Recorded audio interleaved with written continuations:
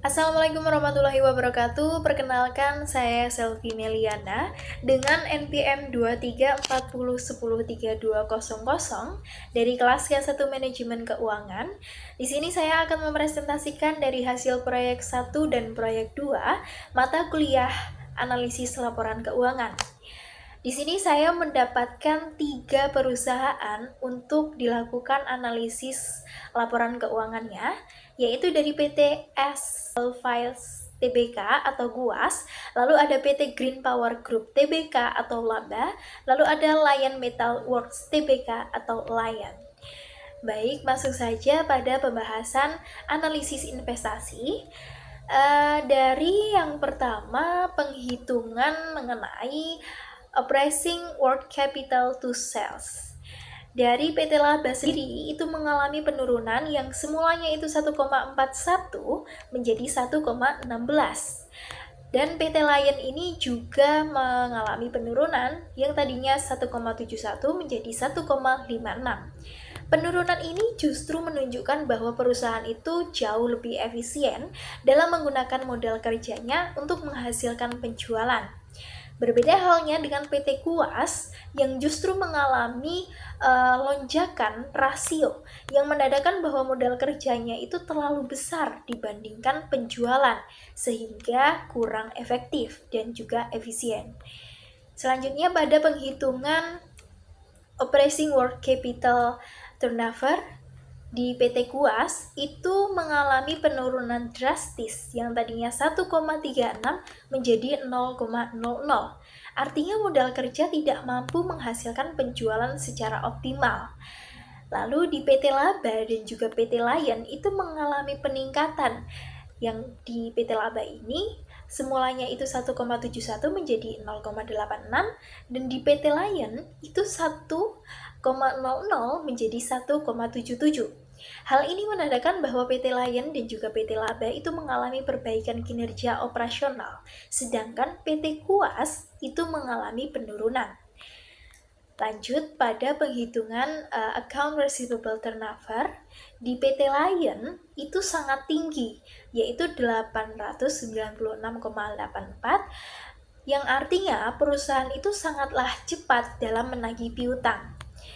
Berbeda dengan PT Laba justru mengalami penurunan dari yang 5,79 menjadi 1,34, menunjukkan bahwa penagihannya itu lambat. Kemudian, di penghitungan inventory turnover, PT Lion itu meningkat yang tadinya itu 1,42 menjadi 1,76. PT Laba juga meningkat dari 1,64 menjadi 1,29. Ini berarti pengelolaan persediaan itu menjadi lebih efisien. Lalu, pada penghitungan selanjutnya yaitu average day in inventory. Di PT Lion itu mengalami penurunan dari yang semulanya 256 hari menjadi 206 hari. Dan PT Laba itu juga turun di 572 menjadi 283. Artinya, waktu penyimpanan barang itu semakin cepat. Hal ini menandakan bahwa perbaikan efisiensi operasional. Nah, secara keseluruhan pada analisis investasi kali ini, PT Lion ini menunjukkan kinerja yang paling efisien. Sedangkan PT Laba itu mengalami perbaikan dan PT Kuas itu mengalami penurunan efisiensi dan perlu adanya perbaikan. Lanjut pada pembahasan analisis pendanaan. Di sini ada berdasarkan penghitungan current ratio dan juga asset test ratio. Secara umum, di PT Kuas ini menunjukkan adanya perubahan yang kurang stabil. PT Laba itu cenderung stabil dan PT Lion itu menunjukkan kondisi likuiditas yang lebih baik. Dari sisi kebijakan utang pada account payable turnover, PT Kuas itu berubah drastis dari yang 12,40 menjadi min 14,48. Ini menunjukkan bahwa adanya ketidakaturan dalam pembayaran utang. Lalu di PT Laba itu mengalami penurunan 10,35 menjadi 2,18, yang artinya pembayaran utang itu jauh lebih lambat. Dan PT Lion itu relatif stabil dari yang 12,05 menjadi 11,23. Kemudian di penghitungan average die-in payable, PT Laba ini mengalami peningkatan. Artinya perusahaan menunda pembayaran untuk menjaga kas. Sedangkan PT Lion ini relatif stabil dari yang 30 menjadi 32. Hal ini menunjukkan bahwa PT Laba itu lebih agresif dalam mengelola kas, namun berpotensi meningkatkan risiko hubungan dengan pemasok.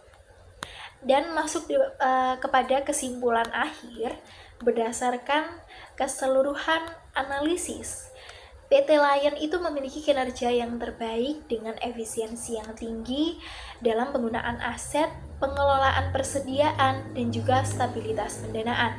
Sedangkan PT Laba menunjukkan tren perbaikan, terutama dalam efisiensi operasional, meskipun ada penurunannya pada pengelolaan piutang dan juga utang, namun dia masih dalam efisien, dalam keadaan yang efisien. Lalu pada PT Kuas itu mengalami penurunan kinerja karena terlihat dari penurunan perputaran modal kerjanya dan juga ketidakefisiennya dalam penggunaan aset. Mungkin sekian penjelasan atau pemaparan dari hasil analisis ketiga perusahaan tersebut.